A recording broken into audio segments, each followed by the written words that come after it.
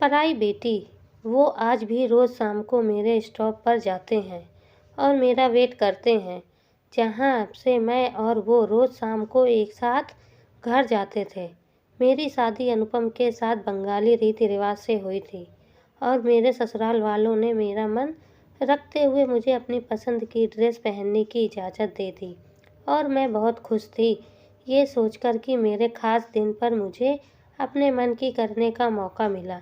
मैंने भी उनके हर रीति रिवाज को सर आँखों पर लिया और डोली पहुँचते ही सारे रीति रिवाज अच्छे से निभाए।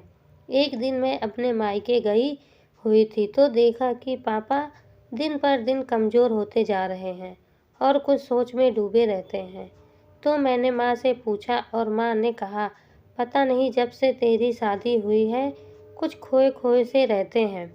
शायद बहुत मुश्किल होता होगा अपने दिल के एक टुकड़े को एक ऐसे हाथों में सौंप देना जिनको वो अभी अच्छे से जानते भी नहीं थे।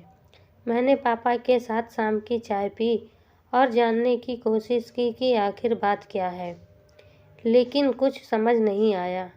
अब मेरे जाने का वक्त हो गया था और अनुपम भी मुझे लेने आ गए थे। मैंने पापा से ऐसे हाथ छुड़वाया जैसे पापा ने मुझसे छुड़वाया था। मैंने पापा को कहा कि मैं जल्दी ही आऊँगी मिलने और मैं चली गई।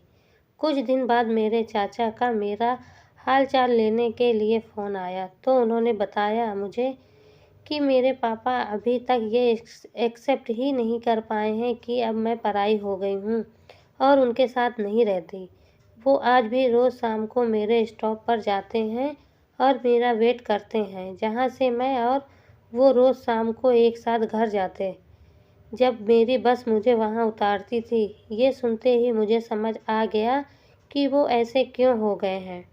मैं अपनी आँखों से आंसू पोंछती हुई बालकनी में जाकर बारिश को देखने लगी और सोचने लगी कि भले ही बेटों को कह दिया जाए कि बहू के आने के बाद तुम पराए हो गए हो, लेकिन कड़वा सच ये है कि बेटी का तो शादी के बाद हकदार ही बदल जाता है और उस बाप के पास रह जाती हैं बस कुछ खट्टी मीठी यादें।